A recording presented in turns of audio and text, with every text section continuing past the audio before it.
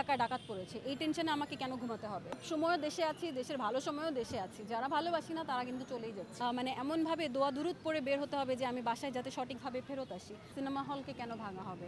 এই আন্দোলনের সাথে একটা সিনেমা হলের যোগসূত্র কোথায়?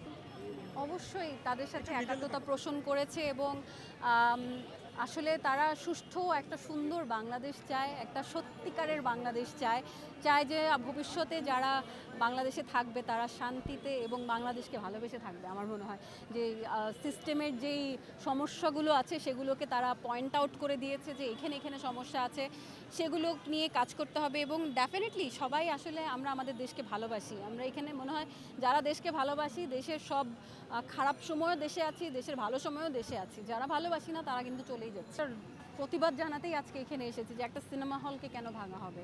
এই আন্দোলনের সাথে একটা সিনেমা হলের যোগসূত্র কোথায়? এই সরকার পতনের সাথে কিংবা সত্য ন্যায়ের পথের সাথে একটা সিনেমা হলের সম্পর্ক কোথায়? সেটা কেন ভাঙা হবে? একটা শিল্পকলা একাডেমি কেন ভাঙচুর করা হবে?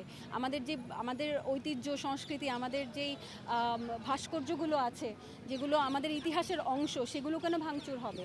এগুলোর প্রতিবাদেই আজকে আমাদের এখানে আসা। এবং আমার যে তত্ত্বাবধায়ক সরকার এখন ক্ষমতা নিয়েছেন, তাদের কাছে জোর দাবি যে এগুলো কারা করছে তাদেরকে চিহ্নিত করা, তাদেরকে বের করা, তাদেরকে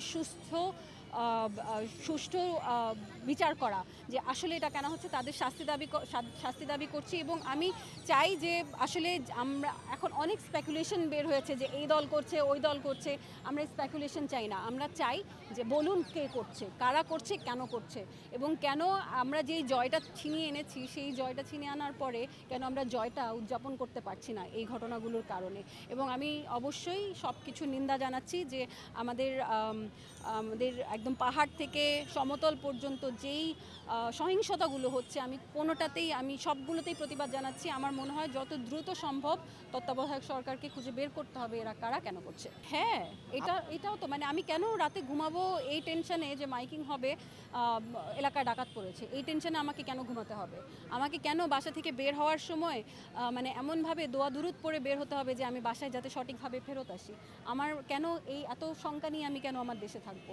আমার ডেফিনেটলি আমার এখন তত্ত্বাবধায়ক সরকারের কাছে এইটাই দাবি যে জনমালের নিরাপত্তা আপনারা নিশ্চিত করুন, আর কিছু এখন চাই না। এবং অবশ্যই আমরা চাই যে আমরা যে যা বলতে চাই আমাদেরকে বলতে দেওয়া হোক, আমাদের মত প্রকাশের স্বাধীনতা দেওয়া হোক। ভাই, এই যে সবচেয়ে বড় সংস্কার তো হচ্ছে যে আমি যেটা বলতে চাই সেটা বলতে দেওয়া, তাই না? যখন আমি বলতে পারবো তখন আমি আমার দাবিগুলো জানাতে পারবো। যেখানে অন্যায় হচ্ছে, যেটা আমি অন্যায়ের বিরুদ্ধে যখন কথা বলতে পারবো তখন ওটা নিয়ে আসলে কাজ হবে। আমাদেরকে তো অন্যায়ের বিরুদ্ধে কথাই বলতে দেওয়া হচ্ছিল না, আমাদেরকে তো বলতেই দেওয়া হচ্ছিল না আসলে আমরা কী চাই, কিভাবে চাই।